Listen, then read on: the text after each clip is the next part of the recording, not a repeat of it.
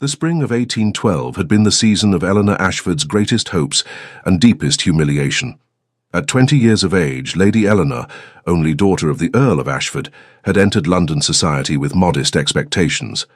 Her father's estate in Derbyshire was respectable but not grand, her dowry adequate but not impressive.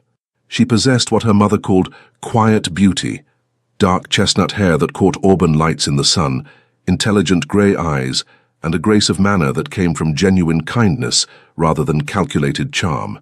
She had not expected to catch the eye of Lord James Hartley, heir to the Marquis of Pemberton, one of the most eligible gentlemen in England. Yet he had pursued her with a determination that had set tongues wagging throughout Mayfair. He had claimed the first dance at Lady Wetherby's ball, had driven her through Hyde Park in his phaeton, had engaged her in conversations about poetry and philosophy that lasted hours. He had made her believe, foolish girl that she was, that he saw something in her beyond her social position. "You have a mind, Lady Eleanor," he had told her one afternoon in the Ashfords' drawing room, his blue eyes earnest. "So many young ladies concern themselves only with fashion and gossip. You are different. You are exceptional." She had allowed herself to hope, to dream, to imagine a future as the Marchioness of Pemberton, not for the title, but because she had genuinely believed James cared for her. Then Miss Georgiana Blackwell had arrived in London. The daughter of a wealthy merchant who had purchased a baronetcy, Georgiana brought with her a dowry of £50,000 and her father's ruthless ambition to see her marry into the highest ranks of the peerage. She was beautiful in the conventional way, golden curls, china blue eyes, and a figure that drew admiring glances from every gentleman in the room. Eleanor had watched James's attention shift with the speed of a weather vane in a storm. Within a fortnight, he was dancing attendance on Miss Blackwell. Within a month, he was calling on her family daily. And then, at the Duchess of Richmond's ball, one of the grandest events of the season, James had approached Eleanor as she stood near the refreshment table. "Lady Eleanor," he had said, his tone carefully modulated to sound regretful, "I hope you will forgive my seeming inattention these past weeks. I have been much occupied with family matters." She had known what was coming, had felt it in the pitying glances from other young ladies, in the whispered conversations that ceased when she entered a room. "I must be honest with you," James continued, speaking just loudly enough that several nearby guests could hear. "I hold you in the highest regard, but I have come to realize that my duty to my family must take precedence over personal inclination. The Marquis requires that I make a match which will strengthen our family's position. I am sure you understand." The humiliation had burned through her like acid, not just the rejection, she might have borne that privately, but the public nature of it. The way he had essentially announced to society that she was not good enough, that her modest dowry and respectable but unremarkable family connections made her unworthy of his continued attention. "I understand perfectly, Lord Hartley," she had managed to say, her voice steady despite the mortification coursing through her. "I thank you for your honesty." She had maintained her composure through the remainder of the ball, had even danced twice more, though she could not afterward recall with whom. But when she returned home that night, she had wept until dawn. Within 6 weeks, James Hartley's engagement to Miss Georgiana Blackwell was announced in the Times. That had been 2 years ago, 2 years during which Eleanor had rebuilt herself, piece by careful piece. She had returned to London for the subsequent seasons, but now she approached society with clear eyes and a guarded heart. She conversed politely, danced when asked, and deflected questions about her matrimonial prospects with practiced grace. She had received a few offers, a baronet of middling years, a clergyman with more piety than charm, a third son seeking a wife to manage his modest household. She had declined them all. If she must marry for practical reasons rather than love, and her mother reminded her frequently that, at 22, she was rapidly approaching the dreaded status of spinster, then she would at least ensure the match provided security and respect. She had not expected a proposal from Alexander Blackwood, the Duke of Ravenscross. The Duke was a legend in English society, though not the romantic sort that inspired sighs from young ladies. At 32, he had held his title for 14 years, since his father's death when Alexander was merely 18. He had taken a duchy on the brink of financial ruin and transformed it into one of the wealthiest estates in England through shrewd management and careful investment. He was known for his intelligence, his political influence, and his absolute refusal to suffer fools. He attended balls and social events as duty required, but remained aloof, dancing once or twice per evening and conversing only when necessary. His dark hair, striking green eyes, and tall, commanding figure made him attractive, but his cold demeanor ensured that most young ladies found him intimidating rather than appealing. Eleanor had met him only 3 times before he called upon her father. The first occasion had been at a political dinner hosted by Lord Castlereagh, where Eleanor accompanied her parents. The Duke had been seated near her father and had engaged in a brief discussion about the management of tenant farms. Eleanor had contributed an observation about crop rotation that her father's steward had mentioned, and the Duke had fixed her with those penetrating green eyes for a long moment before nodding thoughtfully. "An intelligent point, Lady Eleanor," he had said.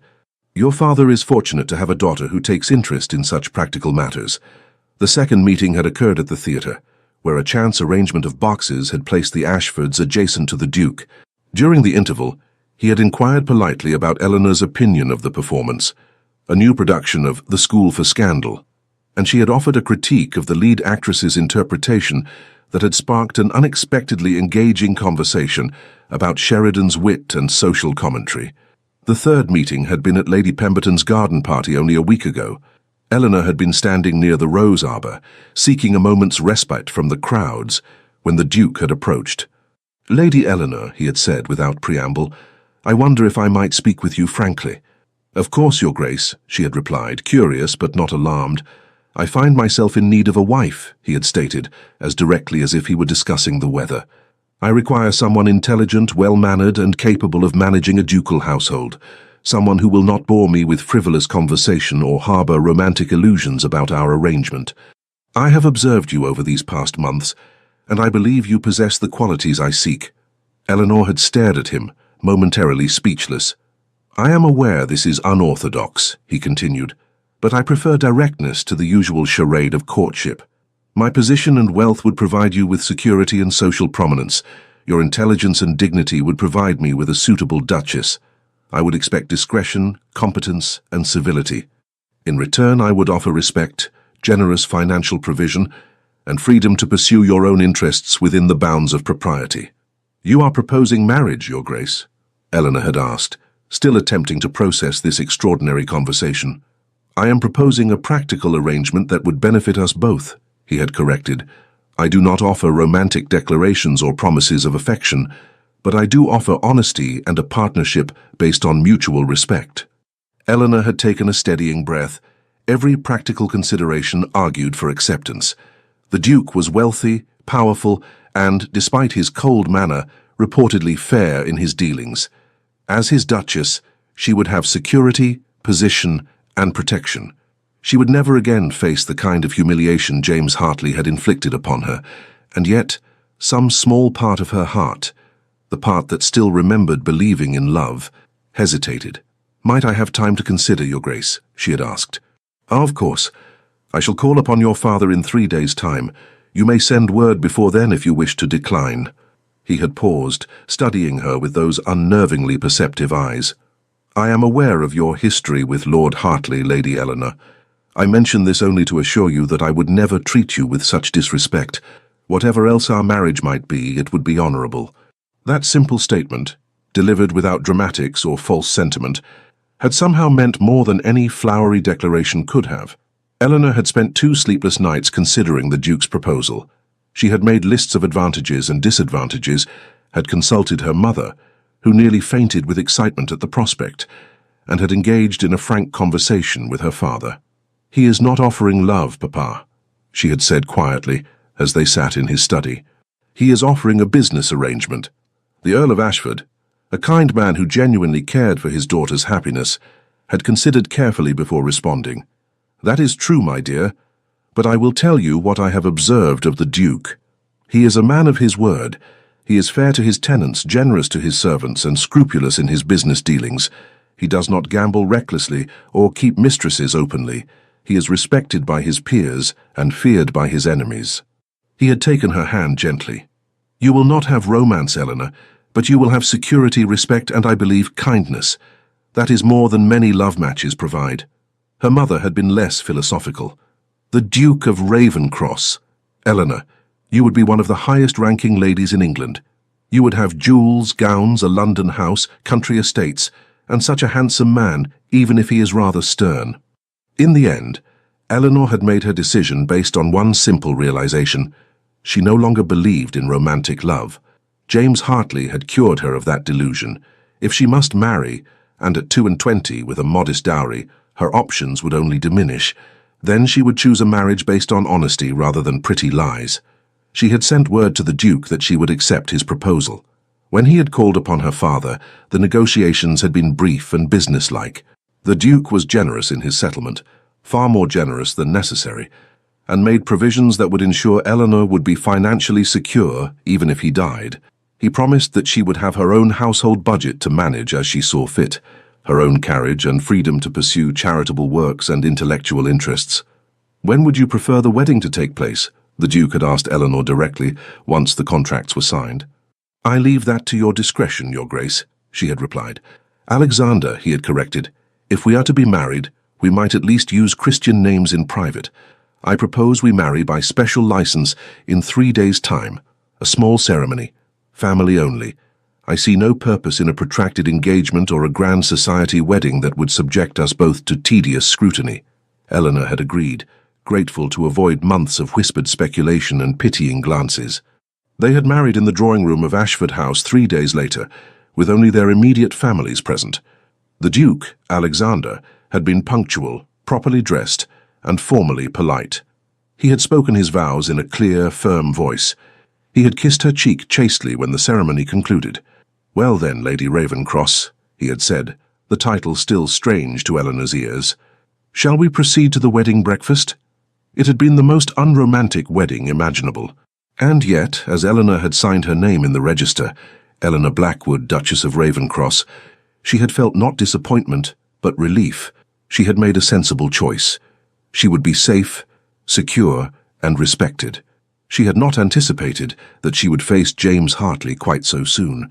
The ball at Devonshire House was one of the first major social events of the season. The Duke and Duchess of Devonshire were renowned for their hospitality, and an invitation to their balls was coveted throughout society. Eleanor had not wanted to attend. She and Alexander had been married for only 3 days, and she felt unequal to facing the scrutiny of the ton quite so soon. But Alexander had been firm. "We will attend," he had said, as they sat across from each other at breakfast in their London townhouse in Berkeley Square. "Society will gossip regardless. Better to appear together, unified and indifferent to their speculation. You are the Duchess of Ravenscross now, Eleanor. Hold your head high." So she had dressed in a gown of deep sapphire silk that her mother had insisted upon ordering for the occasion. Alexander's wedding gift to her, a magnificent set of sapphires that had belonged to his grandmother, glittered at her throat and ears. Her maid had dressed her hair in an elegant arrangement that made her look, she had to admit, rather more sophisticated than she had ever appeared before. When she had descended the stairs to meet Alexander in the entrance hall, she had caught a flash of something. Surprise, appreciation, in his eyes before his expression returned to its usual controlled politeness. "You look very well, Eleanor," he had said, offering his arm. "Shall we?" The carriage ride to Devonshire House had been brief and largely silent. Alexander had seemed preoccupied with his thoughts, and Eleanor had been too nervous to attempt conversation. When they arrived, the butler's announcement had caused a ripple of reaction through the assembled guests. His Grace the Duke of Ravenscross and Her Grace the Duchess of Ravenscross. Eleanor had felt dozens of eyes turned toward them. She had heard the whispers beginning immediately. The Duke was married. When had this happened? To whom? Alexander had kept her hand firmly on his arm as they made their way through the receiving line. The Duke and Duchess of Devonshire had greeted them warmly, though Eleanor had detected curiosity beneath their gracious manners. "How delightful to see you married at last, Ravenscross," the Duke of Devonshire had said, "and to such a charming bride.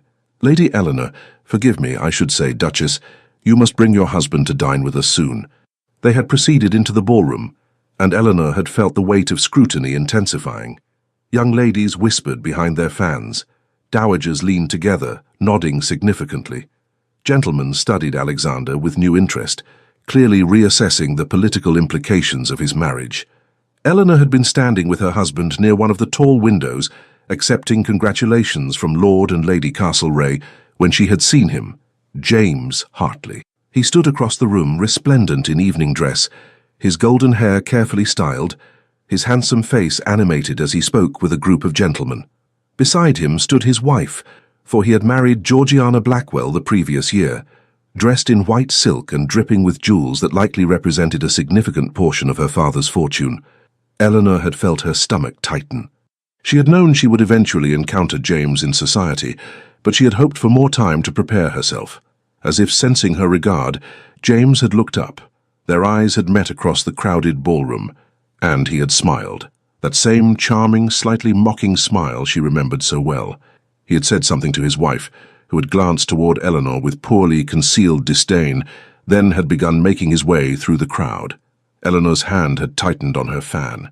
Alexander, who had been conversing with Lord Castlereagh, had glanced down at her. "Are you quite well?" he had asked quietly. "Perfectly well," Eleanor had lied. James had approached with his characteristic confidence, his wife trailing slightly behind. "Lady Eleanor," he had said, deliberately using her former title, his voice carrying just far enough to be heard by nearby guests. "How unexpected to see you here. Still attending these events, I see." Eleanor had felt heat rise to her cheeks, but before she could respond, James had continued, his tone dripping with false concern. "Still without a husband, Lady Eleanor. What a pity. Though I suppose at your age, with your circumstances, it becomes increasingly difficult." He had smiled, a cruel edge beneath the charm. "Perhaps your expectations are simply too elevated for a young lady with such limited prospects. One must be realistic, after all." The words had landed like physical blows. Several nearby guests had drawn in sharp breaths. Georgiana Hartley had smiled behind her fan. Eleanor had felt 2 years of carefully constructed composure beginning to crack. The humiliation, the anger, the hurt she had buried so deeply, all of it had threatened to overwhelm her. And then she had felt it, a warm, possessive hand settling on her waist, a solid presence at her side, the subtle scent of sandalwood and something uniquely masculine. "I beg your pardon," Alexander had said, his voice carrying clearly through the suddenly quiet space around them. "I believe you are addressing my wife." James had frozen, his smile faltering. "Your wife?" "Indeed." Alexander's tone had been perfectly polite, but there had been steel beneath the courtesy. "Allow me to introduce myself properly. Alexander Blackwood, Duke of Ravencross. And this," his hand had tightened slightly on Eleanor's waist, "is my Duchess, Eleanor Blackwood, formerly Lady Eleanor Ashford. We were married 3 days ago." The silence that had descended was absolute. Eleanor had watched, stunned, as the colour drained from James's face. His eyes had darted from Alexander to Eleanor and back again, clearly struggling to process this information.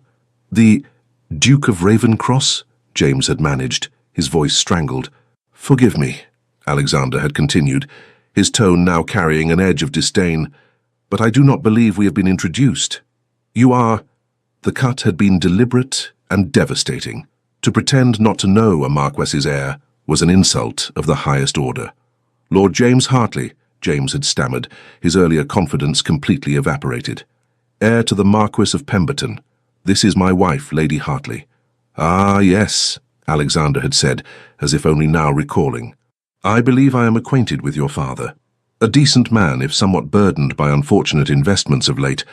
I trust he is in good health."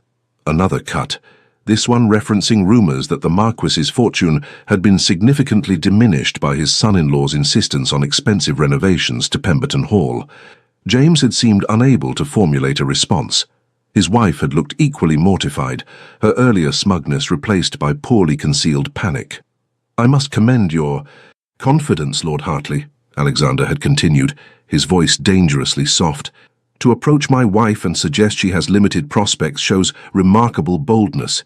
Ignorance, certainly, but remarkable nonetheless."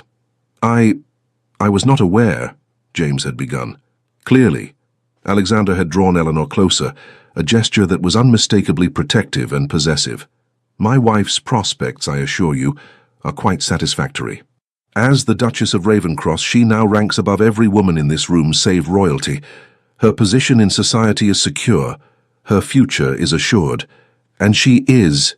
He had paused, his green eyes boring into James with undisguised contempt, far too valuable to waste another moment on inconsequential conversation. With that, Alexander had smoothly guided Eleanor away, leaving James and his wife standing alone in a circle of fascinated onlookers. Eleanor had felt dizzy. The entire confrontation had lasted perhaps 2 minutes, but those 2 minutes had fundamentally altered her position in society. Where James had sought to humiliate her publicly, Alexander had instead elevated her, defended her, and simultaneously destroyed James's pretensions with surgical precision. "Breathe," Alexander had murmured as he led her toward the terrace doors. "Slowly, we shall step outside for air." The cool night air had been a relief after the suffocating atmosphere of the ballroom. Alexander had released her waist, but remained close, his presence a solid comfort. "Thank you," Eleanor had managed, her voice shaking. Thank you." "That man is a fool," Alexander had said flatly. "And his wife is clearly as mercenary as he is. They deserve each other." Eleanor had looked up at him, this man who was her husband, and for the first time had seen past the cold exterior to something warmer beneath. In the moonlight, his features had seemed less severe, almost handsome. "You defended me," she had said softly. "You did not have to do that. We both know this marriage is merely a practical arrangement." Alexander had turned to face her fully, his expression unreadable. "Eleanor, I told you when I proposed that I would treat you with respect. That man treated you abominably 2 years ago, and attempted to do so again tonight. I will not tolerate anyone, showing such disrespect to my wife. Whether our marriage began as a practical arrangement or not, you are now the Duchess of Ravencross. That means something, you mean something." Something had shifted in that moment. Some invisible wall between them had developed the first hairline crack. Before Eleanor could respond, they had been interrupted by the arrival of Lady Castlereagh, who had tactfully suggested they return to the ballroom to continue receiving congratulations from well-wishers. The remainder of the evening had passed in a blur of introductions and polite conversation. Eleanor had noticed that James and his wife had departed early, and that the gossip had shifted from speculation about her marriage to gleeful dissection of James's humiliation. By the time they had returned to the townhouse in Berkeley Square, Eleanor had been exhausted. They had stood together in the entrance hall, the house quiet around them. "Thank you again," Eleanor had said, "for what you did tonight, for what you said." Alexander had looked at her with those penetrating green eyes. "I meant every word, Eleanor. You are my wife. I protect what is mine." There had been something possessive in those words, something that had sent an unexpected warmth through her chest. "Good night, Alexander," she had said softly. "Good night, Duchess."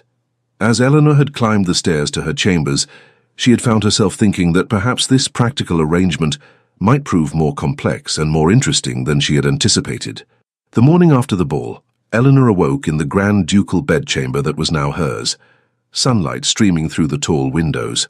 The room was beautifully appointed in shades of cream and gold, far more luxurious than her chamber at Ashford House had been. A discreet knock at the door preceded the entrance of Mrs. Winters, the housekeeper, followed by 2 maids carrying breakfast trays. "Good morning, Your Grace," Mrs. Winters said with a respectful curtsy. "His Grace requested that breakfast be brought to your room this morning, as he thought you might be fatigued after last evening's event." Eleanor sat up, pulling a wrapper around her shoulders. "That was thoughtful of him. Where is His Grace now?" "In his study, Your Grace. He asked that you join him there when you are dressed, if you are amenable. He said there are matters he wishes to discuss with you." After breakfast and with her maid's assistance, Eleanor dressed in a morning gown of pale green muslin. She took particular care with her appearance, though she could not have said exactly why. When she was ready, she made her way downstairs to Alexander's study. She knocked gently, and his voice called for her to enter. The study was a masculine room lined with bookshelves, dominated by a large mahogany desk. Alexander stood as she entered, setting aside the papers he had been reviewing. "Good morning," he said. "I trust you slept well?" "Yes, thank you, and thank you for having breakfast sent up. That was kind." "It was practical," he corrected, though his tone was not harsh. "You were exhausted.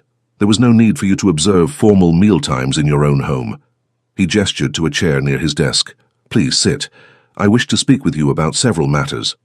Eleanor settled into the chair, curious. Alexander remained standing, one hand resting on the desk. First, he began, I want to ensure you understand the social implications of last night's events. By this afternoon, every drawing room in London will be discussing what occurred between you, myself, and Lord Hartley. The consensus will favour you.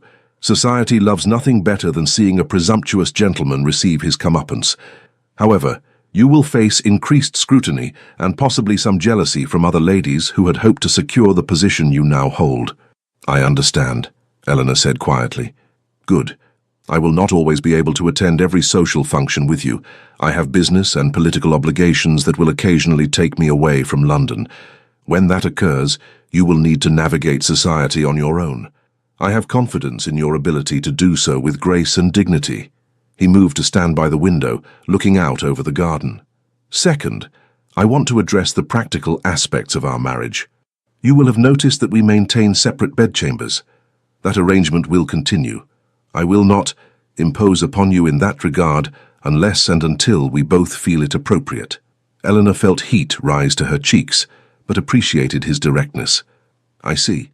However, Alexander continued, turning to face her, I do require an heir. Eventually. When you feel comfortable, we can discuss that aspect of our arrangement. There is no immediate urgency. That seems reasonable, Eleanor managed. Third, I want you to understand your position and your authority in this household. You are the Duchess of Ravencross. The household staff answers to you. The management of our social calendar is your responsibility. You have an annual household allowance of £3,000, more if you require it for legitimate expenses. Mrs. Winters will help you understand the systems already in place, but you have authority to make changes as you see fit. Eleanor's eyes widened. £3,000 was more than her father's entire annual income from his estate. That is very generous. It is appropriate, Alexander corrected. You will have expenses, clothing, charitable donations, gifts, entertainment costs. I will not have my Duchess appearing in shabby gowns or unable to host properly. He returned to the desk and withdrew a small box from a drawer. Which brings me to my final point. Last night you wore my grandmother's sapphires. They suit you well. However, you will need additional jewelry for various occasions. He placed the box on the desk and opened it. Inside lay an exquisite pearl necklace with a diamond clasp, accompanied by matching earrings and a bracelet. Eleanor gasped. Alexander, these are beautiful, but they are yours, he said simply. There are more pieces in the vault. Emeralds, rubies, diamonds. Mrs. Winters will show you the collection. Choose what appeals to you. This is too much, Eleanor protested. You have already been so generous with the marriage settlement and— Eleanor, he said her name firmly, drawing her attention to his face. You are my wife. You represent me and this family in society. You will be appropriately adorned.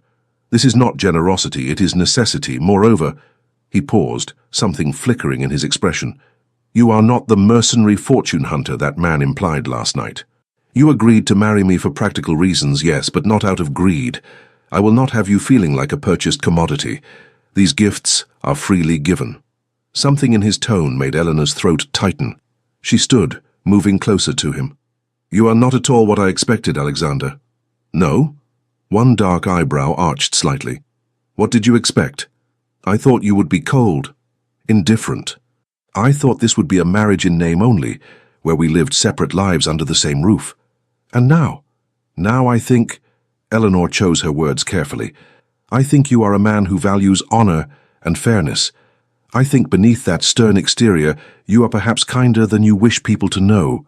For a long moment, Alexander simply looked at her, his green eyes searching her face.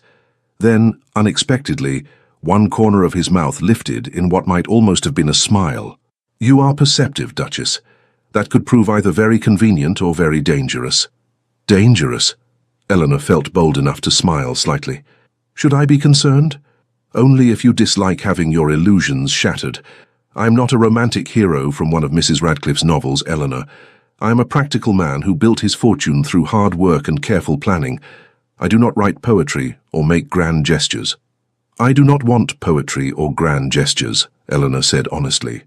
I had enough of pretty words from Lord Hartley. They meant nothing. What you did last night, defending me, protecting my dignity, that meant everything. Something shifted in Alexander's expression. His hand lifted, almost as if he might reach for her, but then he seemed to think better of it and lowered it again. "We should discuss your schedule for the week," he said, his tone becoming businesslike once more, though Eleanor thought she detected the faintest hint of warmth beneath it. "There are several invitations that require responses, and Lady Castlereagh has requested your presence at a ladies' tea on Thursday. I recommend you accept.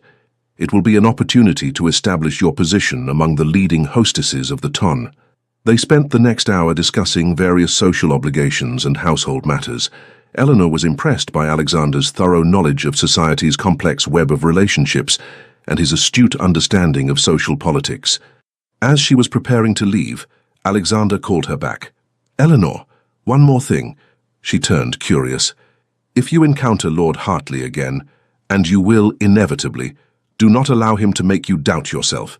He is a weak man who sought to elevate himself by diminishing you. His opinion is worthless. Do not give it power." Eleanor smiled, genuinely moved. "Thank you, Alexander. I shall try to remember that."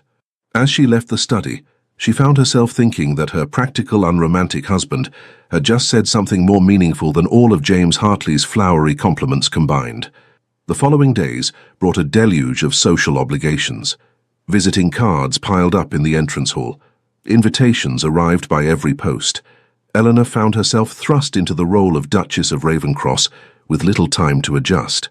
Lady Castlereagh's tea on Thursday proved to be exactly what Alexander had predicted, an opportunity for the leading ladies of society to assess her and determine where she fit in their carefully structured hierarchy. The gathering was held at Lady Castlereagh's elegant townhouse in St. James's Square. When Eleanor arrived, she found herself in the company of a dozen of the most influential women in London, the Duchess of Devonshire, Lady Jersey, Lady Cowper, and several others whose approval could make or break a young lady's social standing. "Your Grace," Lady Castlereagh greeted her warmly, "how delightful that you could join us. Do come and sit with us. We are all most eager to become better acquainted with Ravenscross's bride." The afternoon proceeded with the delicate dance of high society conversation. The ladies were too well bred to ask directly impertinent questions, but they probed nonetheless, seeking to understand this young woman who had seemingly appeared from nowhere to secure one of the most eligible matches in England. "It was such a surprise to learn of your marriage," Lady Jersey said, her sharp eyes assessing Eleanor over her teacup. "We had quite given up on Ravenscross ever taking a bride.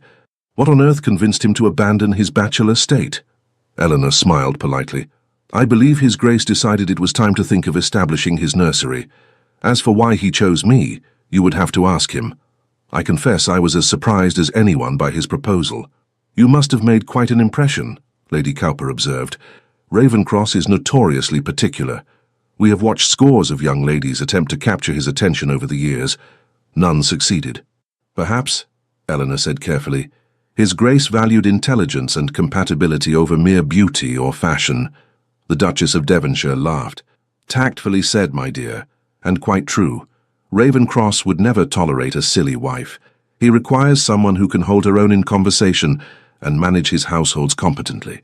I suspect he chose very wisely indeed." "I witnessed the encounter at our ball," Lady Cowper said, leaning forward with interest. "With Lord Hartley. How mortifying that must have been for him, to discover you had married so far above him." "I confess," Eleanor said, choosing her words carefully, "I took no pleasure in Lord Hartley's discomfort. However, I was grateful for my husband's support. He made it clear that he would not tolerate disrespect toward me." "Ravenscross is fiercely loyal to those he considers his," Lady Castlereagh said approvingly. "You will find, Your Grace, that being his Duchess provides considerable protection. No one will dare slight you now." "I have heard," Lady Jersey said, her tone casual but her eyes sharp, "that your courtship was quite brief. Some might even say hasty." Eleanor met her gaze steadily. "His Grace and I both valued directness over protracted uncertainty. When two practical people find themselves suited to one another, what purpose does delay serve?" "A refreshingly pragmatic view," the Duchess of Devonshire said. "Not the stuff of romantic novels, perhaps, but far more likely to result in a stable marriage. I applaud you both." The conversation moved to other topics: the latest fashions from Paris, the upcoming royal event at Carlton House, speculation about which young ladies would secure matches this season. Eleanor participated when appropriate but mostly listened, learning the subtle currents of influence and rivalry that flowed beneath the surface of polite conversation. As the afternoon concluded and guests began to depart, Lady Castlereagh drew Eleanor aside. "You handled yourself admirably, my dear," she said quietly. "These ladies can be rather intimidating, I know, but you met them as an equal. That is precisely what Ravencross's Duchess must do. I suspect you will do very well indeed. Thank you, Lady Castlereagh. Your kindness means a great deal to me. One more word of advice, if I may?" Lady Castlereagh's expression turned serious. "Your husband is a powerful man with considerable political influence. That makes him valuable as an ally and dangerous as an enemy. There are those who will attempt to use you to gain access to him or to learn information about his business dealings and political positions. Be cautious about whom you trust." Eleanor nodded slowly. "I shall remember that." As her carriage returned her to Berkeley Square, Eleanor reflected on how dramatically her life had changed in less than a week. She had gone from being a young woman of modest prospects to one of the most highly ranked ladies in England. It was dizzying, and more than a little frightening. When she arrived home, she found Alexander in the drawing room, reviewing correspondence. He looked up as she entered. "How was Lady Castlereagh's tea?" he asked. "Educational," Eleanor said, settling into a chair across from him. "The ladies were polite, but assessing. I believe I passed their evaluation. Though Lady Jersey seemed skeptical about the swiftness of our courtship," Alexander's mouth twitched. "Sally Jersey is skeptical about everything. If she were not, she would not be one of the most influential patronesses of Almack's. Did she trouble you?" "No. I managed adequately, I think. Lady Castlereagh was kind. She also warned me that people might attempt to use me to gain information about your business or political affairs. Emily Castlereagh is a wise woman. Her advice is sound." Alexander set aside his papers and gave her his full attention. "You will be approached, Eleanor. People will befriend you, flatter you, attempt to learn what you know. Be circumspect. Never discuss my business with anyone outside this household." "I understand, though I confess I know very little about your business affairs anyway." "Would you like to know more?" The question surprised her. Yes, actually, I would." Alexander considered for a moment, then nodded. "Very well. I have a meeting next week with my man of business to review the quarter's accounts for my various estates and investments. If you wish, you may attend. It will be tedious. Much discussion of crop yields, tenant rents, and mining operations, but it will give you a fuller picture of how this family's wealth is managed." Eleanor felt a surge of unexpected pleasure. "You would permit me to attend such a meeting?" "Eleanor, you are my wife. You have a stake in these affairs. Moreover, if something should happen to me before we have a son of age, you would need to understand the business until our heir reaches his majority. It is only practical that you be informed." Practical. That word again. And yet, Eleanor found herself touched by the implicit trust in his offer. "I would very much like to attend," she said. "Thank you." That evening they dined together. A first, as they had previously maintained the habit of separate meals due to Alexander's unpredictable schedule. The conversation flowed more easily than Eleanor had expected. Alexander asked intelligent questions about her impressions of various society ladies, and she ventured to ask about his work in the House of Lords. "I am currently concerned about proposed changes to the corn laws," he admitted. "The restrictions on grain imports are causing significant hardship for working people while protecting the interests of large landowners. It is a complicated issue. I am a landowner myself, after all, but I believe the current situation is untenable." "What position will you take?" Eleanor asked. "I will argue for modification of the laws to allow greater imports when domestic prices rise above a certain threshold. It will not make me popular with some of my peers, but it is the right course. Starving the poor to line the pockets of the wealthy is both immoral and ultimately destabilizing to social order." Eleanor found herself impressed by his willingness to take an unpopular stance based on principle rather than self-interest. "That is admirable, Alexander." He looked at her with surprise. "Most ladies would find such topics dreadfully dull." "I am not most ladies," Eleanor said with a slight smile. "My father's estate is not large, but I grew up understanding that our tenants' welfare affected our own. A starving tenant cannot pay rent, and a prosperous one can. It is simple logic, yet many landlords seem not to grasp it." "Your father taught you well," Alexander said. Then, after a pause, "Eleanor, I find I'm enjoying your company more than I anticipated. That is, not a complaint." It was perhaps the most emotionally vulnerable statement he had made to her. Eleanor felt warmth spread through her chest. "I'm enjoying your company as well, Alexander. This marriage may have begun as a practical arrangement, but I am discovering that compatibility and respect provide a firmer foundation than romantic fancy ever could." Something flickered in his green eyes, pleasure perhaps, or relief. "I am glad you think so." As the evening concluded and they prepared to retire to their separate chambers, Alexander caught her hand gently. "Eleanor," he said, his voice quieter than usual, "I want you to know that I do not regret our marriage. I chose well." Then, before she could respond, he lifted her hand and pressed a kiss to her knuckles, a gesture far more intimate than their chaste wedding kiss had been. "Good night, Duchess," he murmured. "Good night, Alexander," she whispered, her hand tingling where his lips had touched.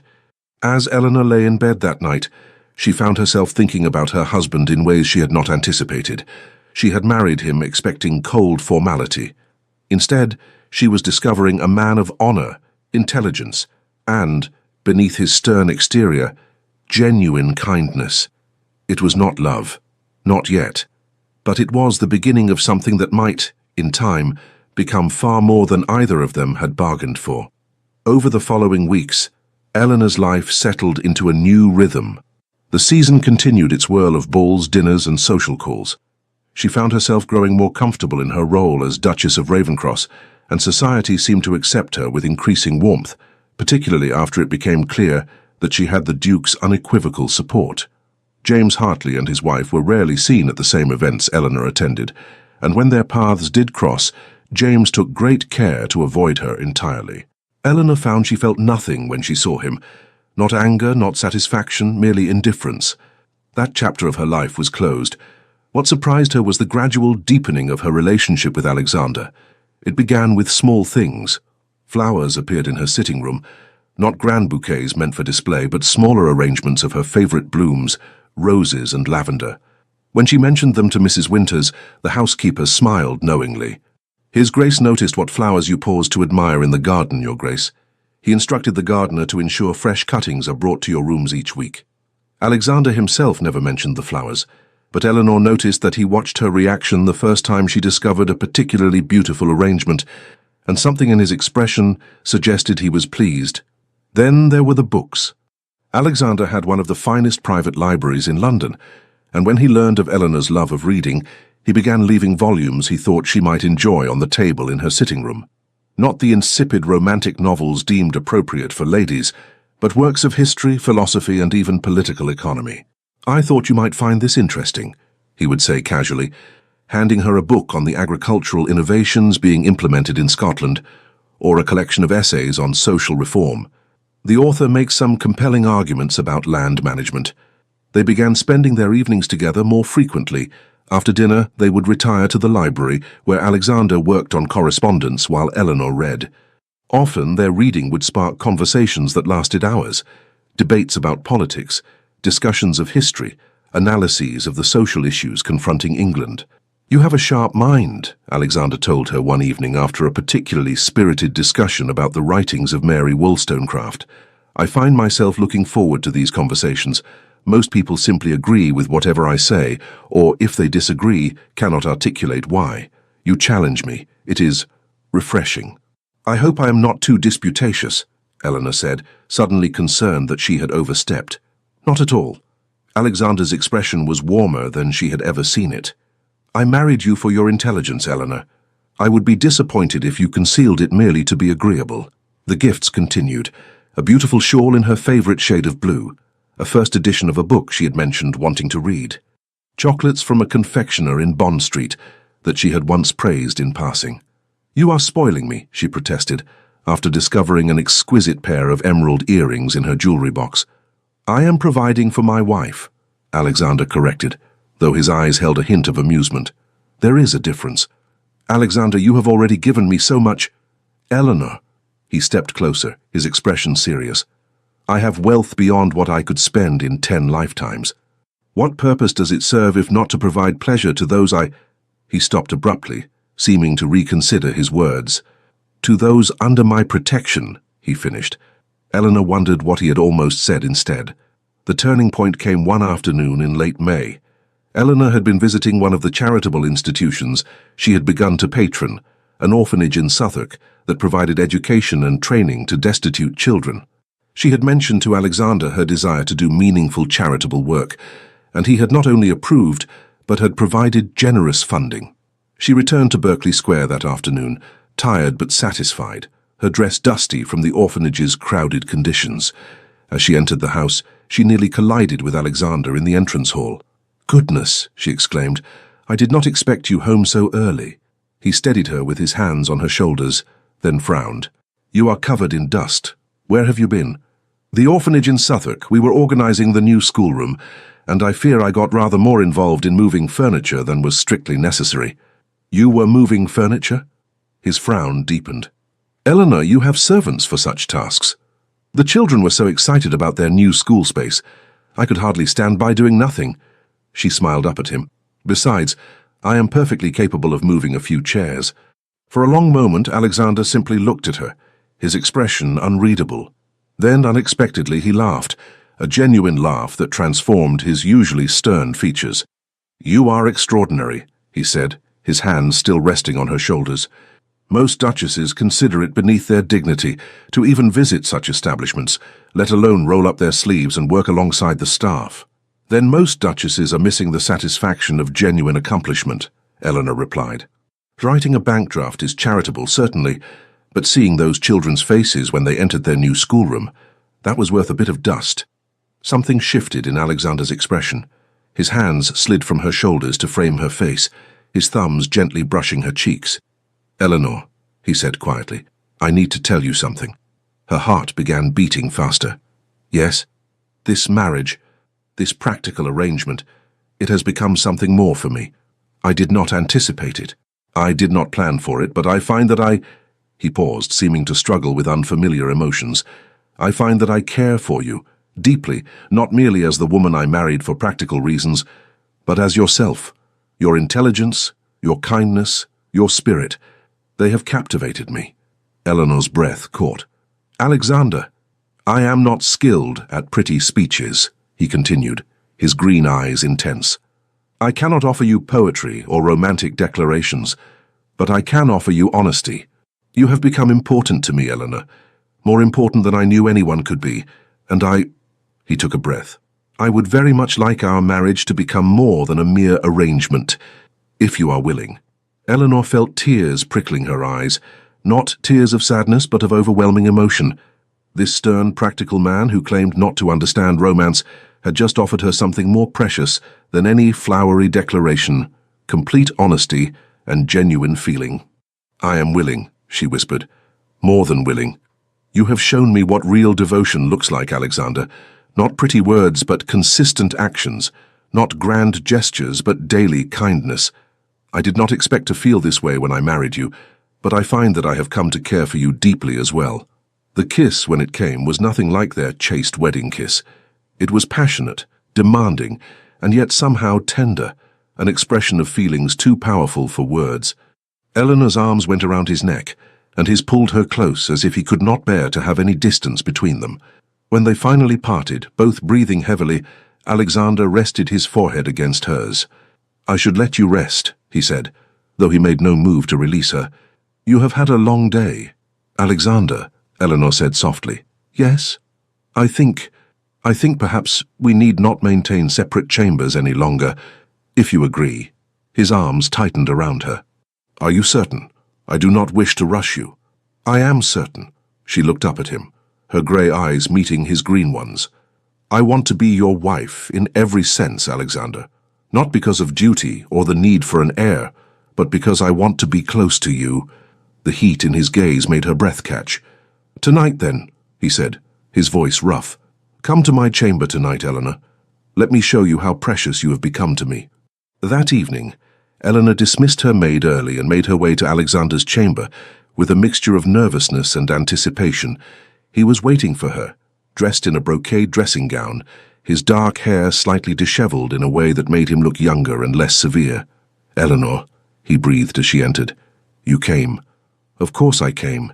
Did you doubt I would?" I doubted my own worthiness, he admitted. I am not an easy man, Eleanor. I am too serious, too focused on duty. You deserve someone who can sweep you off your feet with romance and poetry. Eleanor crossed the room to stand before him. I tried romance and poetry with James Hartley. They meant nothing because there was no substance beneath them. You have given me something far more valuable: respect, trust, and genuine care. That is worth more than all the poetry in the world. What followed was tender and passionate in equal measure. Alexander was careful with her, attentive to her comfort and pleasure, and when the initial discomfort faded, Eleanor discovered a physical connection as deep and satisfying as their intellectual partnership had become. Afterward, as they lay together in the lamplight, Alexander held her close, his fingers tracing idle patterns on her shoulder. I love you, he said quietly. I did not think I was capable of such feeling, but I love you, Eleanor. You have transformed my life. Eleanor turned in his arms to look at him. And I love you, Alexander, completely and truly. He kissed her again, softly this time, a seal on promises spoken and unspoken. I never imagined, Eleanor murmured against his chest, when I accepted your practical proposal, that I would find such happiness. Nor did I, Alexander admitted. I thought I was arranging a convenient marriage. Instead, I found my match, my partner, my love. You are everything I did not know I needed, Eleanor. They talked long into the night, sharing confidences and dreams, building the foundation of a marriage that had already become far more than either had anticipated. From that night forward, Eleanor moved into Alexander's chambers permanently, and their marriage blossomed into something neither practical nor convenient, but rather passionate, devoted, and deeply fulfilling. Society, of course, noticed the change.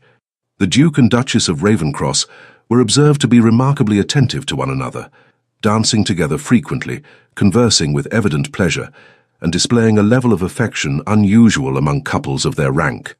The Duke is quite besotted, Lady Jersey observed to Lady Cowper at one particularly crowded ball.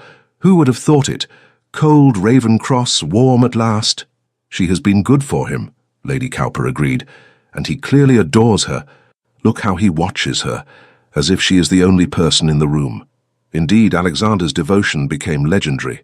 He was observed bringing her refreshments before she asked, ensuring she was comfortable, and cutting short conversations with boring guests to return to her side. He consulted her opinions on matters of business and politics, trusted her judgment on social matters, and made it clear to everyone that his Duchess was his partner in all things. For Eleanor, the transformation was equally profound. The wounded young woman who had accepted a loveless marriage for security had blossomed into a confident duchess who knew she was cherished. She moved through society with grace and assurance, secure in her position and in her husband's affection. They encountered James Hartley one more time that season at a garden party hosted by the Duke of Richmond. Eleanor saw him across the lawn and felt nothing but mild pity. He looked older somehow, his face drawn, and his wife appeared perpetually discontented. Alexander, noticing her glance, drew her closer. Regrets? He asked quietly.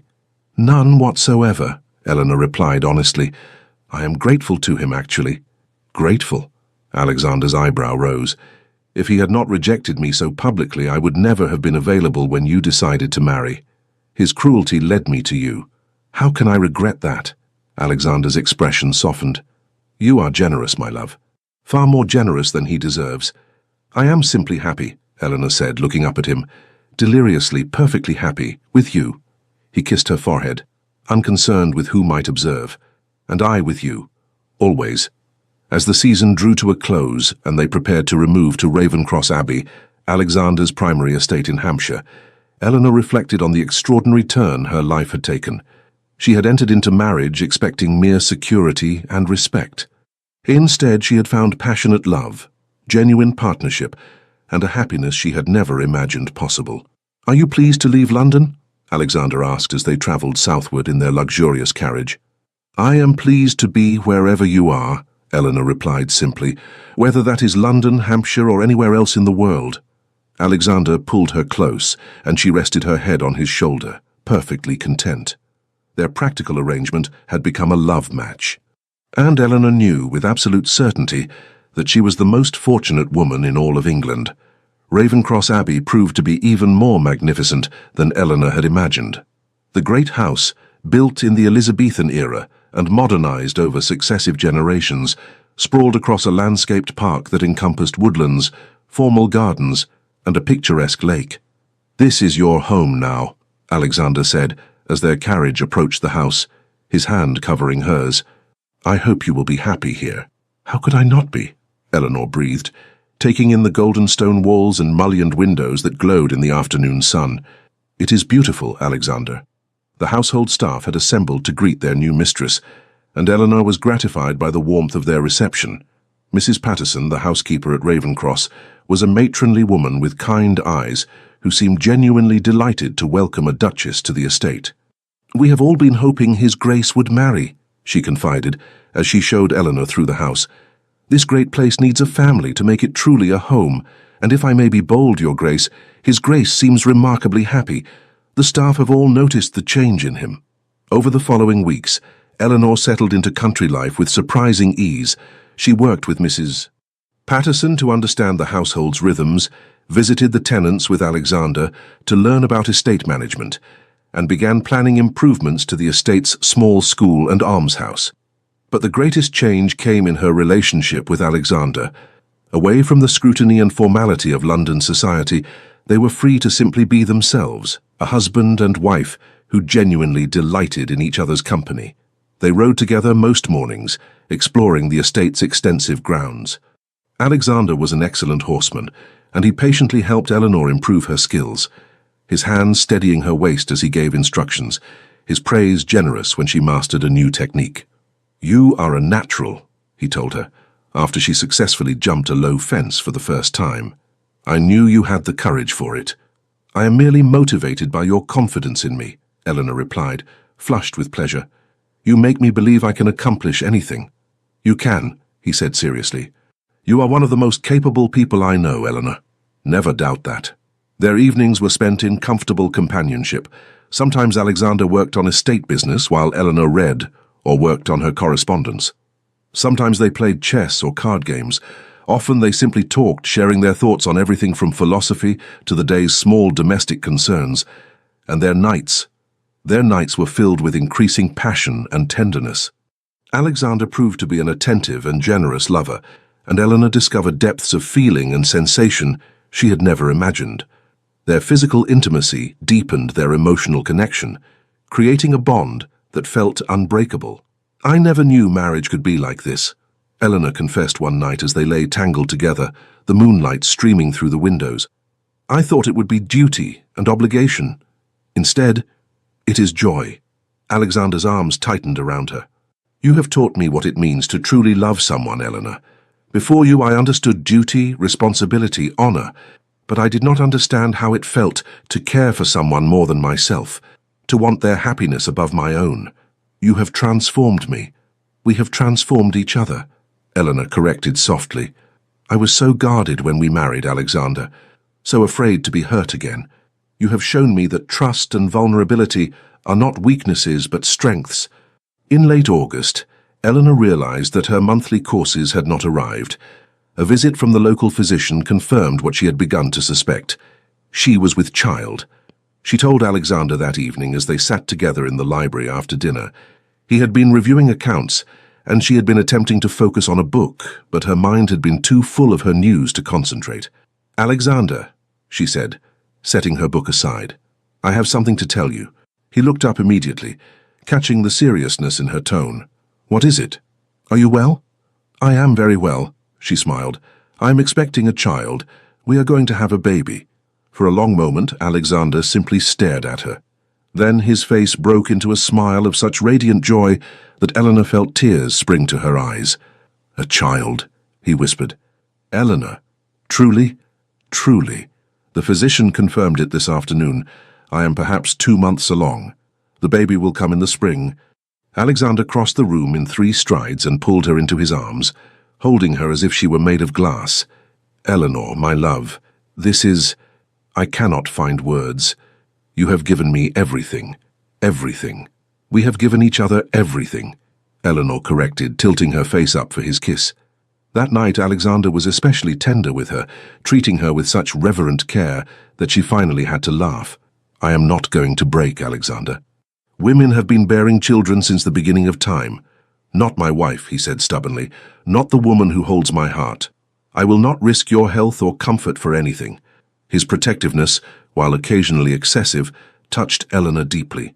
Over the following months, as her body changed and the baby grew, Alexander ensured she had the finest care, the best food, and every comfort he could provide. He read medical texts about childbirth and pregnancy, questioning the physician about every detail. He had a resting couch installed in the library so she could be near him while he worked. He personally ensured that her favorite foods were always available and that the nursery was being prepared to the highest standards. "You are fussing," Eleanor told him one afternoon in December when she was nearly 7 months along and feeling ungainly. "I am perfectly healthy, Alexander. Women do not need to be wrapped in cotton wool merely because they are breeding." "My woman does," he said firmly.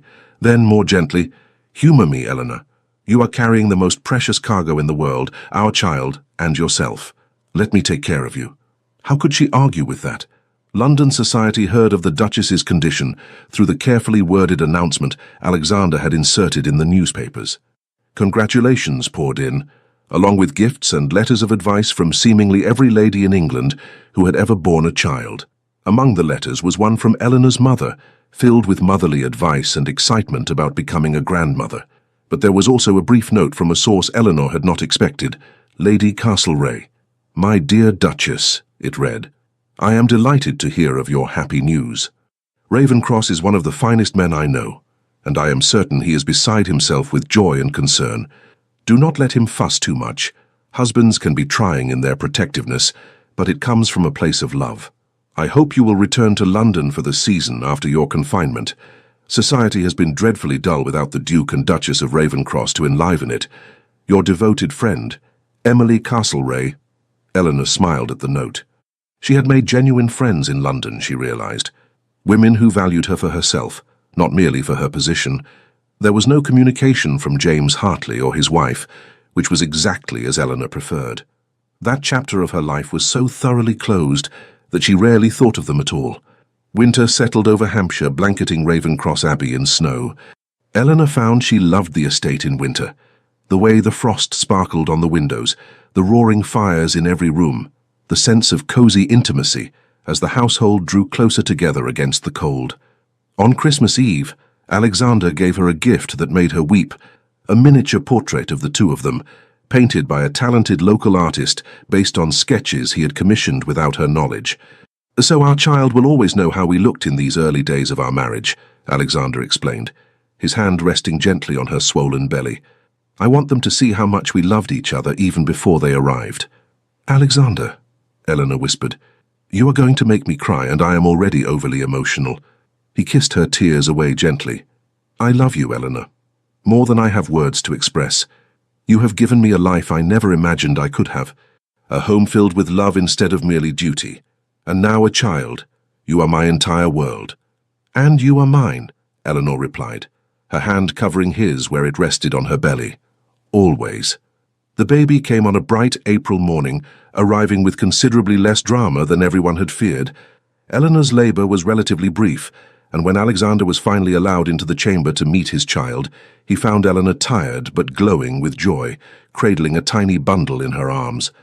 "Alexander," she said softly, "come meet your daughter." A daughter. Alexander approached almost reverently, his eyes wide as he looked down at the tiny, perfect face. "She is beautiful," he whispered. "Perfect, like her mother. Would you like to hold her?" Eleanor asked.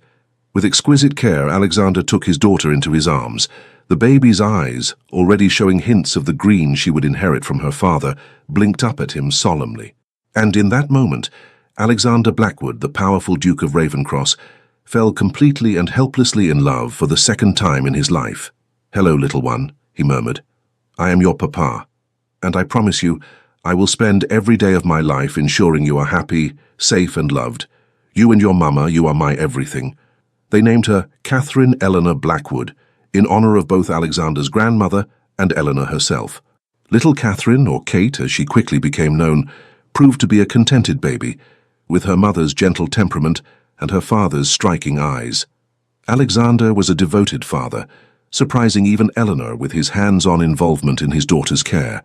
He insisted on spending time with Kate daily, holding her while Eleanor rested, talking to her about everything from estate management to philosophy, as if she could understand every word. "She is a brilliant listener," he told Eleanor seriously, "very attentive." "She is 3 months old," Eleanor laughed. "She is listening to the sound of your voice, not the content. Nonetheless, it is never too early to begin her education." Watching Alexander with their daughter filled Eleanor with a joy so profound it sometimes made her breathless. This stern, practical man who had proposed a convenient marriage had become the most loving of husbands and devoted of fathers. He proved that love could grow from respect and trust, that passion could develop from compatibility, and that the strongest bonds were built on honesty and genuine care. When Kate was 6 months old, they returned to London for the season. Eleanor had regained her figure and felt more confident than ever in her position. As they entered the first ball of the season, hosted once again by the Duke and Duchess of Devonshire, they caused quite a stir. "The Duke and Duchess of Ravenscross are positively radiant," Lady Jersey observed. "Marriage and parenthood have clearly agreed with them." Indeed, Alexander and Eleanor were observed to be as attentive to each other as ever, perhaps even more so. They danced together repeatedly, conversed with evident pleasure, and made it clear that their devotion had only deepened with time. Eleanor caught sight of James Hartley across the ballroom. He looked older now, his face lined with dissatisfaction. His wife stood nearby, clearly haranguing him about something, her expression pinched and unhappy. They were, Eleanor realized with a mixture of pity and satisfaction, exactly what they deserved to be, miserable together. As if sensing her regard, James looked up. Their eyes met across the crowded room. Eleanor smiled, not with triumph or malice, but with genuine contentment. She had nothing to prove to James Hartley. She had found real love, genuine partnership, and perfect happiness. James's expression flickered, recognition, regret, perhaps even shame before he looked away. "Thinking of your past?"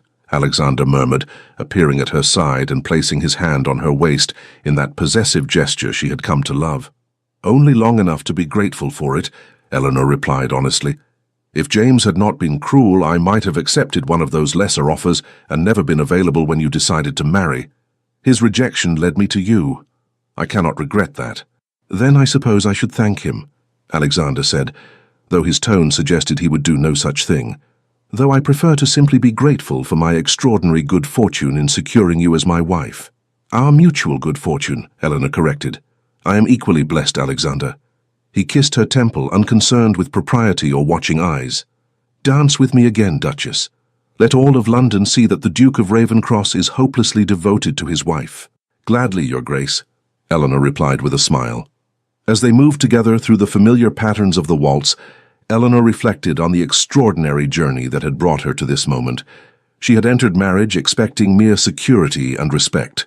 Instead, she had found passionate love, genuine partnership, and a happiness beyond anything she had imagined possible. She had been rejected and humiliated by a man who valued wealth over character, status over substance. That pain had led her to accept a practical proposal from a stern duke who promised only honesty and respect, and from that practical beginning had grown the greatest love story Eleanor could have imagined. Not a fairy tale of love at first sight or romantic declarations, but something deeper and more real.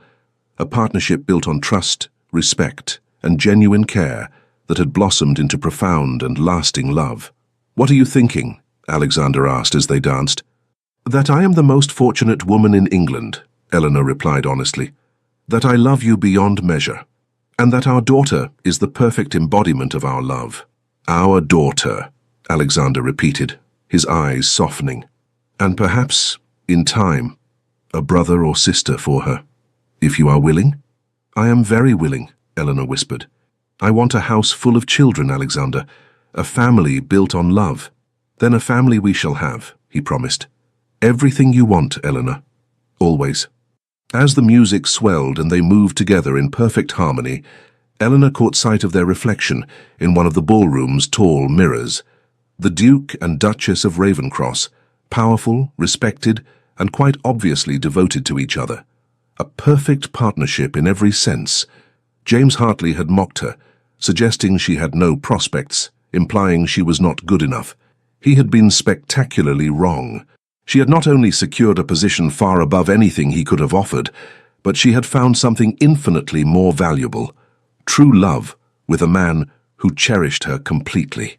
"No regrets?" Alexander murmured against her ear.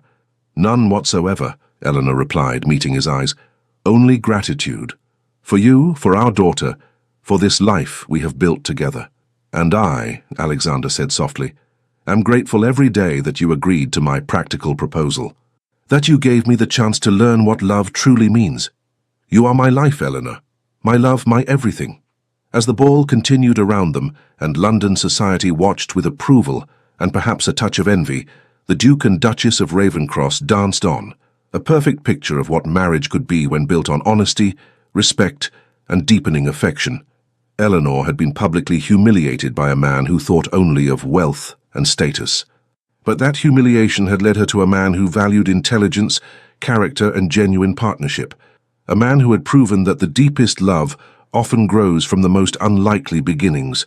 And if James Hartley occasionally regretted his choices as he watched the Duke and Duchess of Ravenscross from across crowded ballrooms, if he wondered what his life might have been had he possessed the wisdom to value substance over superficiality, well, that was only fitting. Eleanor Blackwood, Duchess of Ravenscross, had everything she could want: a devoted husband, a beautiful daughter, security, respect, and most importantly, love. Real, deep, transformative love that grew stronger with each passing day. She had been rejected by a fool and chosen by a duke, but more importantly, she had been loved by a good man, and she loved him in return. And that, Eleanor thought as Alexander held her close and they moved together through the dance, was the greatest triumph of all. 5 years later, Ravenscross Abbey was no longer the quiet, formal establishment it had been when Eleanor first arrived. Now it rang with the laughter and chatter of children. Not only Catherine, now a lively 5-year-old with her father's intelligence and her mother's kindness, but also her younger siblings, 3-year-old Thomas, who had inherited his father's dark hair and serious demeanor, and baby Victoria, just 6 months old, and already showing signs of having her sister's sweet temperament. Eleanor stood at the nursery window, watching as Alexander played with Catherine and Thomas in the garden below. He had Kate perched on his shoulders, while Thomas clung to his leg, both children shrieking with delight as their dignified father pretended to be a fearsome beast stalking through the rose garden. "His Grace is very good with the children," Mrs. Patterson observed, coming to stand beside Eleanor with baby Victoria in her arms. Such a change from the serious young man who inherited this estate all those years ago. "Love changes people," Eleanor said softly, taking Victoria from the housekeeper and settling the baby against her shoulder. "It certainly changed both of us." Indeed, Alexander had continued to thaw over their years of marriage, becoming warmer and more openly affectionate not only with his family but with his staff and tenants as well. He was still formidable in business and politics, still commanded respect throughout England, but those who knew him well saw the genuine kindness beneath his stern exterior. And Eleanor had blossomed into a duchess in the truest sense, not merely holding a title, but actively working to improve the lives of those around her. Her charitable work had expanded to include 3 orphanages, 2 schools, and a hospital for the poor. She was respected throughout society, not just as the Duke's wife, but as a capable and compassionate woman in her own right. Their marriage had become the stuff of legend in London society. The love match Duke and Duchess, Lady Jersey had dubbed them, and the name had stuck.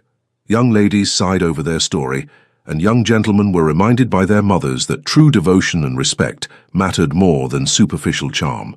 As for James Hartley, Eleanor rarely thought of him anymore. She had heard through the ever-efficient society gossip network that his marriage remained unhappy, and that his father's finances had never recovered from the disastrous investments he had made. James had produced no heir, and there were rumors that his wife blamed him for her failure to conceive. Eleanor felt only pity for them both.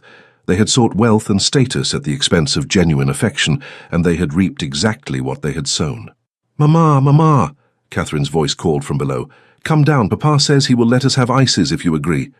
Eleanor laughed, opening the window to call down. "Did he indeed? And what makes you think I am the one who makes decisions about ices?" "Because Papa does whatever you say," Catherine replied with the devastating honesty of a 5-year-old. Alexander looked up, his face breaking into the warm smile he reserved only for his family. She is not wrong, you know. Come down, my love. Enjoy this beautiful day with us. Eleanor's heart swelled with love as she looked at her family, her strong, devoted husband, her bright, beautiful children, her life that had exceeded every dream she had once thought impossible. I shall be right down, she called, but someone needs to convince me that ices before dinner is acceptable. I love you, Catherine shouted. Is that convincing? Very convincing indeed, Eleanor laughed. As she turned from the window, baby Victoria gurgling contentedly in her arms, Eleanor reflected on the extraordinary turn her life had taken. She had begun as a young woman with modest prospects, been publicly humiliated by a man who valued wealth over character, and accepted a practical proposal from a stern duke, who promised only honesty and respect. From that unpromising beginning had grown the deepest love, the truest partnership, and the most profound happiness Eleanor could have imagined. She had not married for love, but she had found it nonetheless. Found it, nurtured it, and watched it grow into something magnificent. Come along, little one, she murmured to Victoria as she headed downstairs. Let us join your papa and siblings. Let us enjoy this beautiful life we have been blessed with. As Eleanor emerged into the garden, and Alexander's face lit up at the sight of her, as Catherine and Thomas ran to embrace her, as her husband kissed her tenderly and took Victoria from her arms with practiced ease, she knew with absolute certainty that she was the most fortunate woman in all of England. Not because she had married a duke, though that had brought its own advantages. Not because she had wealth and status, though those had provided security and comfort. But because she had married a good man who loved her, who respected her, who cherished her and their children above all else. She had been rejected by a fool and chosen by a wise man. But more importantly, she had been loved, truly, deeply, passionately loved, by the best of men. And she loved him in return with every fibre of her being. And that, Eleanor thought as Alexander put his arm around her waist and they watched their children play together in the sunshine, was the greatest triumph of all. The practical marriage had become the love match of the century, and Eleanor Blackwood, Duchess of Ravenscross, lived happily ever after, not because of magic or fairy tale romance, but because she and her husband had chosen each other day after day, building a love that would last a lifetime. The end. Thank you for joining us on Eleanor and Alexander's journey. Their story reminds us that love can grow from the most unexpected beginnings, that respect and trust form the foundation of lasting happiness, and that the deepest connections are built through consistent care and genuine devotion.